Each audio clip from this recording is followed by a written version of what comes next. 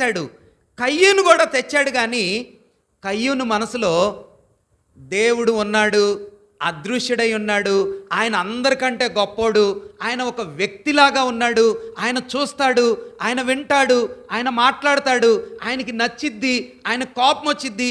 ఈ ఫీలింగ్స్ కయ్యూన్లో లేవు. ఎలా చెప్పగలరన్నా? ఎలా చెప్పగలరు? కయ్యూను కూడా తెచ్చాడు, హేబేలు కూడా తెచ్చాడు. ఆదికాండ గ్రంథం 4వ అధ్యాయం చూస్తే ఈ ఫీలింగ్స్ కయ్యూన్లో లేవు అని మనకు ఎట్లా అర్థమైందంటే, దేవుడు కయ్యూనుతో మాట్లాడాడు కదా. ఏమని మాట్లాడాడు?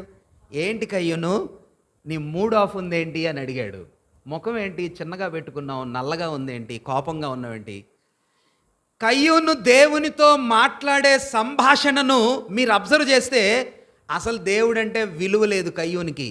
ఆకాశాన్ని చేశాడు, మేఘాలను చేశాడు, సముద్రాలను చేశాడు, సృష్టికర్తతో నేను మాట్లాడుతున్నాను, ఈయన నిజమైన వాడు, ఈయన భయంకరుడు, గొప్పవాడు అనే నమ్మకం, విచక్షణ కయ్యూన్లో లేదు.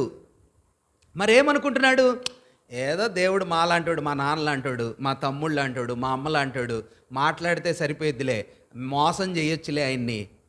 మా తమ్ముడిని చంపేశాడు, తమ్ముడిని చంపి దేవుడు అడుగుతుంటే ఏమంటున్నాడు? నాకేం తెలుసు, దేవుడికి తెలియదు అనుకుంటున్నాడు. హైడింగ్. చూస్తే కయ్యూను యొక్క మనసు, కయ్యూను మాట్లాడే విధానం, కయ్యూను దేవునితో చేసే సంభాషణలో అసలు విశ్వాసమే లేదు, నమ్మకమే లేదు.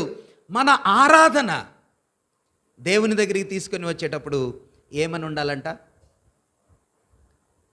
ప్రభు దగ్గరికి వస్తున్నాను, చూస్తాడు ఆయన,